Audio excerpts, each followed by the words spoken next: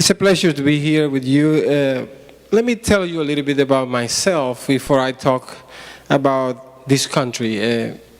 I want to talk about myself before I talk about America, because at one time I hated America. My father was founding member of the Communist Party of Puerto Rico. He was one of 12 men who in 1959 gathered together to found the Communist Party and to destroy America.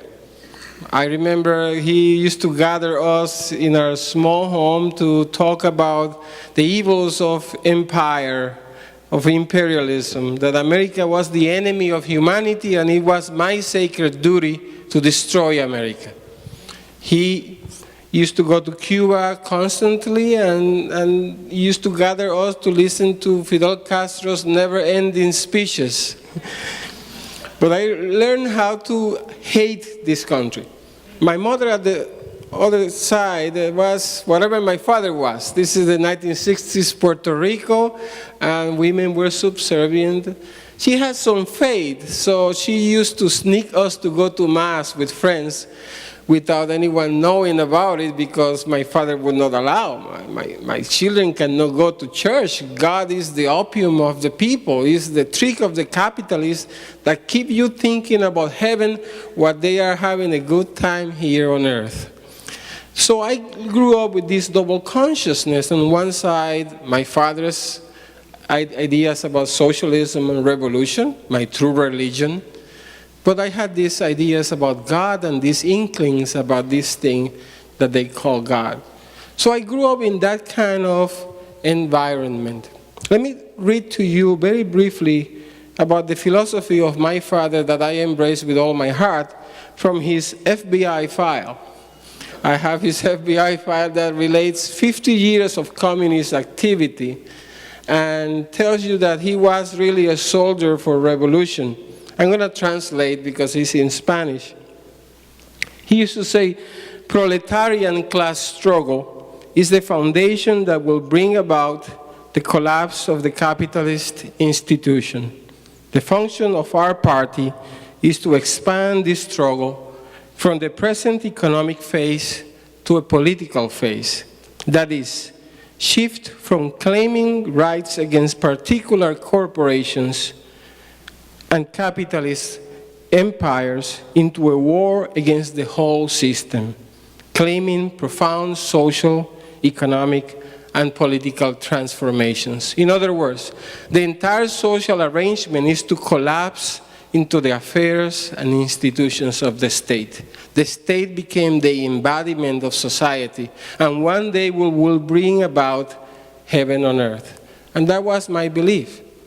And I still had these inklings about God, so what a good Catholic and communist boy to do? I joined the Jesuit order, of course. This is the 1980s Puerto Rico and Central America, and I joined the Jesuit order to become a Jesuit priest because I wanted to go to Nicaragua to study philosophy with the great liberation theologians of the time, Ignacio Ellacuría, Juan Luis II, Gustavo Gutierrez. These were the men that I idolized, and they were going to help me merge that double consciousness so I could play religion and be a communist at the same time. But before I was to go to Nicaragua to study philosophy, something happened in Nicaragua, and some of us who are older may remember when the 7 Jesuits were murdered in El Salvador, right there in the border between El Salvador and Nicaragua, and I was going to be living in that house. They decided then to not send us to Nicaragua, and frustrated and angry, I left seminary immediately. I didn't have a vocation to the priesthood. I just wanted to play the revolutionary priest, go to Nicaragua, be part of the revolution, and destroy America. And at that time, I made a great mistake for which I will always be grateful. I came to the guts of the monster. I decided to come to America, and I came to the University of Southern Mississippi, of all places. I come to Deep South, and my lungs were filled with the breath of freedom. Even though I did not know at the time, for the first time, I challenged my safe assumptions about America. I had learned how to intellectually defend socialism, but I had never challenged the basic assumptions about socialism. And before I finish, there are two things I have learned in this journey of embracing the beautiful ideas of freedom that this country has taught me. The first one is that there has to be a connection between reward and accomplishment. When I came to America, I had good grades in the university, and these Americans paid me my studies just because I had had good grades. I used to say, this is not supposed to be happening, this is supposed to be the hell of the workers, and I hate these people's guts, and they are rewarding me. But they began to see that connection, and we are losing that connection as a country. And unless we bring back that connection between reward and accomplishment, we cannot help the poor.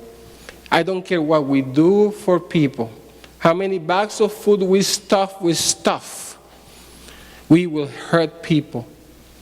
Our communities, our poor communities, cannot breathe under the weight of the free stuff we dump at them.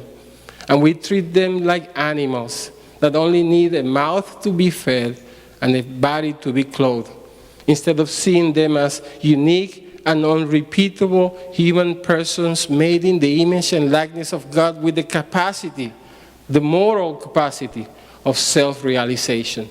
That is what will end poverty. And that is the destiny of my beautiful brothers and sisters in the Black African American community.